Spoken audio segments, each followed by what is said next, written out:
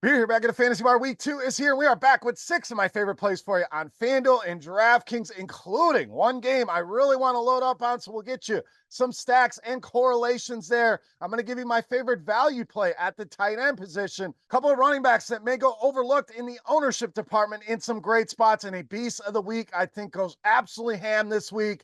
Who are we talking about? Only one way to find out. It's time to belly up to the Fantasy Bar. Welcome in, guys. Week 2 is here, and we are back here in the Fantasy Bar, giving you 6 of my favorite plays on FanDuel and DraftKings. Thank you, as always, for stopping by the Fantasy Bar and checking out this week's video. Before we get to those plays, biggest thing, most important thing, do me a favor, click that thumbs up button. Tells me you're enjoying the content and having a good time here in the Fantasy Bar, so thank you very much for that. Subscribe, hit that notification bell as well, and make sure you head over to splashsports.com/RotoGrinders to get into the Survivor Revival. I'm sure a lot of you out there lost teams, including myself, with the Cincinnati Bengals in the Week 1 contest, but no fret, got another contest up for Week 2, just a $20 buy-in over there, $20,000 in prizes to be won, plus RG premium prizes for the top 20. You get to compete against a lot of RotoGrinders contributors, including myself. So make sure you check that out, splashsports.com/RotoGrinders. Also, the Favorites Pod contest rolls on. Our friends over at the Action Network are bringing back their free NFL Pick'em contest this season. Totally free to sign up at favorites.actionnetwork.com. Pick 5 games against the spread each and every week. Cash prizes for the top 10 finishers and a $40,000 first place prize. So check the links in the description of the video for information on both of those contests. All right, let's get into Week 2 here with our first play. We are rolling with running back Isaiah Pacheco of the Chiefs. So as we heard throughout the preseason, it was expected Isaiah Pacheco to be a workhorse running back for this Kansas City team. And even with the addition of Samaje Perine, that's exactly what we saw in Week 1. 15 carries, played 80% of the snaps for the Chiefs. Now we get a great spot at home as a 6-point favorite against the Cincinnati Bengals, who, like I mentioned, with the Survivor, destroyed a lot of Survivor pools, but they were also destroyed on the ground by Ramondre Stevenson, going for 120 rushing yards. And that loss of DJ Reader on that Cincinnati front, something that has ravaged them in years past due to injury. Now he's on to Detroit. I think this team going to give up a ton of rushing production. I think that's going to continue this week with Isaiah Pacheco. All right, up next, let's give you my favorite quarterback for Week 2.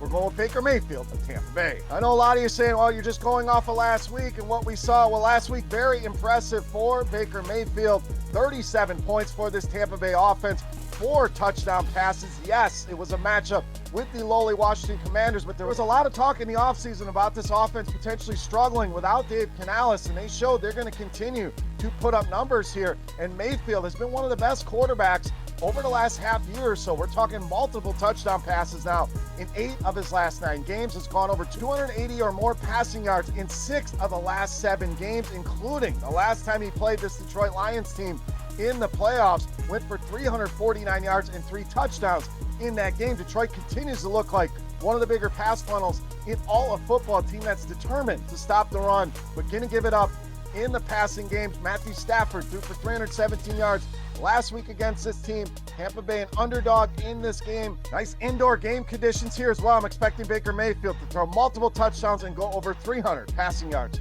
in this game. All right, we like Baker Mayfield, so let's pair him up with my favorite Tampa Bay receiver, Chris Godwin. I don't think you can go wrong here with the pairings. Another reason I like Baker Mayfield, you can double stack, you can pick any of Mike Evans, Chris Godwin, and even Jalen McMillan, Cade Otton to stack up here. But Godwin, the guy I want to seek out this week. Why? Back in that slot role, and this is where he has been at his best over his career. Caught all 8 of his targets last season, and even with some of the additions the Lions have made in the secondary, still look like a team that's going to give it up to pass catchers. Last season, bottom 7 in the NFL in receptions, receiving yards, touchdowns, and fantasy points allowed to the wide receiver position. I mentioned the game environment here, big 51.5-point total. Tampa Bay 7-point underdogs. I think Chris Godwin sees another big dose of targets here, operating in that quote-unquote Cooper Kupp role for the Tampa Bay Bucks.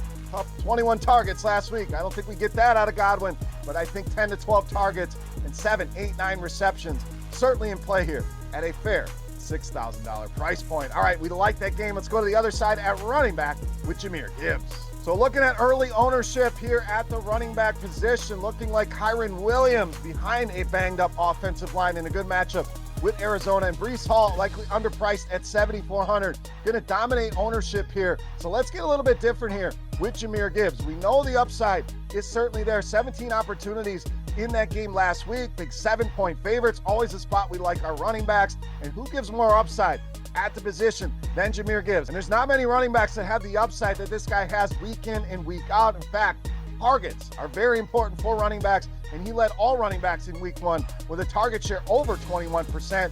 Tampa Bay gave up 7 catches to Austin Eckler and Brian Robinson last week, and Gibbs in for a big game here in week 2 against this Tampa Bay defense. All right, let's go to the tight end position, and what a disaster it was in week 1. Let's hope they bounce back in week 2, but we are going value with Colby Parkinson. Now, Parkinson was actually one of the more productive tight ends in week 1 with 47 receiving yards. It was an ugly week for tight ends, but let's focus in on this pick. The Rams ownership we talked about with Kyron Williams, Cooper Kupp also going to be highly owned. Some of these value receivers in Tyler Johnson, Demarcus Robinson going to see ownership, so should see Parkinson kind of slip through the cracks here. And no Puka Nacua for this Rams team is going to open up a lot of opportunities for a lot of guys, but I think Colby Parkinson going to step in and play an even bigger role than what we saw in week 1. Now, played 82% of the snaps last week. Yes, likely going to have to block some more with some of these offensive line issues they are having. But I think the Rams really going to be focused on getting the ball out very quickly. That's great for Colby Parkinson running these underneath routes. I think this game obviously has shootout potential, as evidenced by the 48.5 point total, the close 1.5 point spread. I think Parkinson just way too cheap at 3,100. Take advantage over on DraftKings. All right, it's time.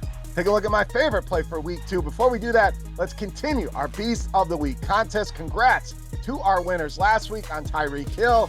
This week, all you have to do, click the thumbs up button, head to the comment section, and guess fantasy points on DraftKings for my Beast of the Week. Whoever's guess is the closest, we're going to give you your choice of prizes, either a free month of RotoGrinders Premium, a free month of Scores and Odds Premium, or we'll send you some free RotoGrinders swag. All right, let's wrap it up with my favorite play for week 2. You know, Matt's Beast of the Week.